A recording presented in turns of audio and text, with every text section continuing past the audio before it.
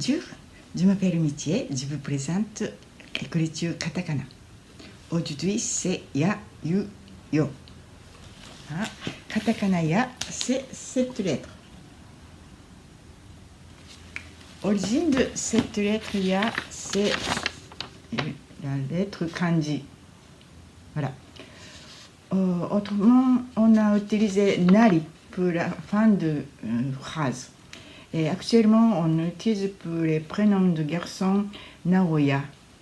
Voilà, c'est ya. On a utilisé cette partie un peu, voilà, déformée. Et puis, katakana yu, c'est cette lettre.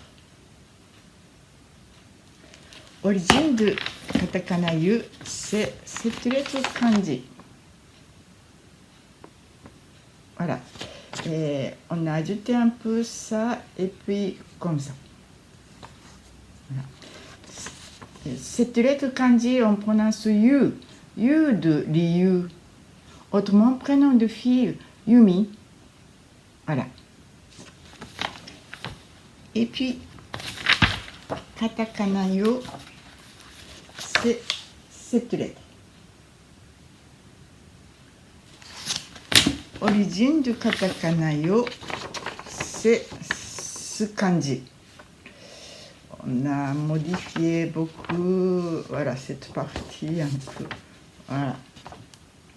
Et cette lettre kanji, on prononce yo, yo de Kyu-yo.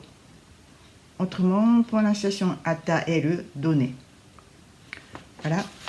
Et puis, petit ya, petit yu, petit yo, yo, ça existe pour semi-voyelle, comme on a fait avec hiragana, kakukyo, shashusho, chachucho.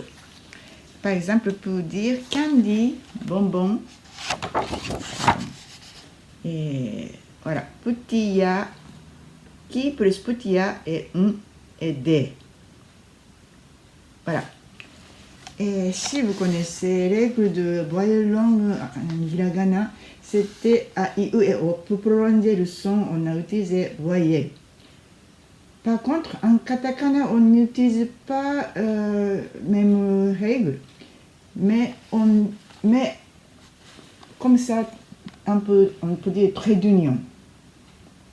Voilà, pour dire candy. Mais ce n'est pas une lettre, c'est simplement un signe. Donc, si on met horizontalement, c'est comme ça. Mais si on écrit verticalement, c'est comme ça. Voilà. Donc, c'est la règle de voyelle longue. Voilà. C'était ya, yu, yo et semi-voyelle. Merci.